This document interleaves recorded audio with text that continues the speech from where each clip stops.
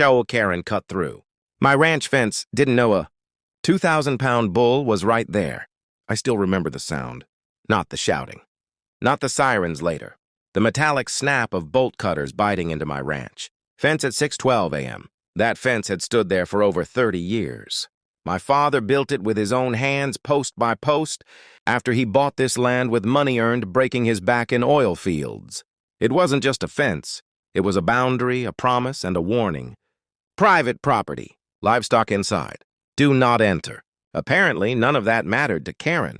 I was in the barn finishing morning feed when my ranch dog froze. Ears up, low growl. That's when I heard her voice, sharp, entitled, echoing across my land. This fence is illegal. I checked the HOA map. I stepped outside just in time to see her, clipboard tucked under her arm, designer sunglasses, white SUV idling on my grass, cutting my fence like she owned the place. "Hey!" I shouted. "Get away from that fence!"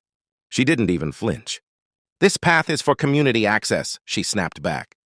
"Your little ranch blocks emergency evacuation routes.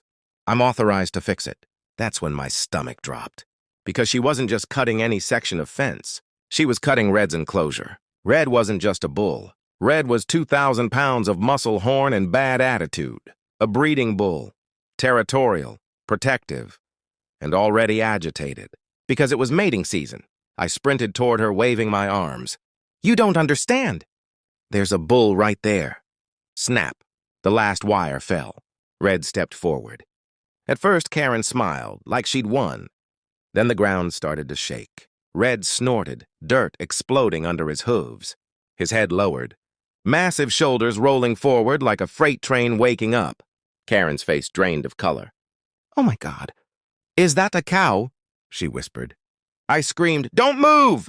She moved. She turned and ran straight toward her SUV. Red charged. I've seen storms roll across open land. I've seen trucks lose control at highway speed. Nothing compares to a bull charge. Karen tripped before she made it 10 steps. Clipboard flew. Sunglasses shattered. She hit the ground screaming. Hands clawing at the grass she'd just declared community property. Red stopped 10 feet away. He snorted again, loud enough to vibrate my chest. Horns scraping dirt. Steam blasting from his nose. That bull could have ended her life in seconds.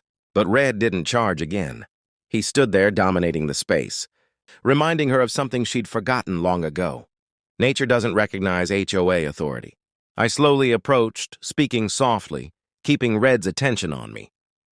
Karen was sobbing now, mascara streaking down her face. I didn't know," she cried. "You should have warned me." I looked at the sign she'd cut through.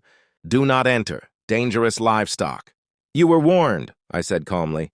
Sheriff's deputies arrived 10 minutes later, called by Karen, who somehow blamed me for weaponizing farm animals.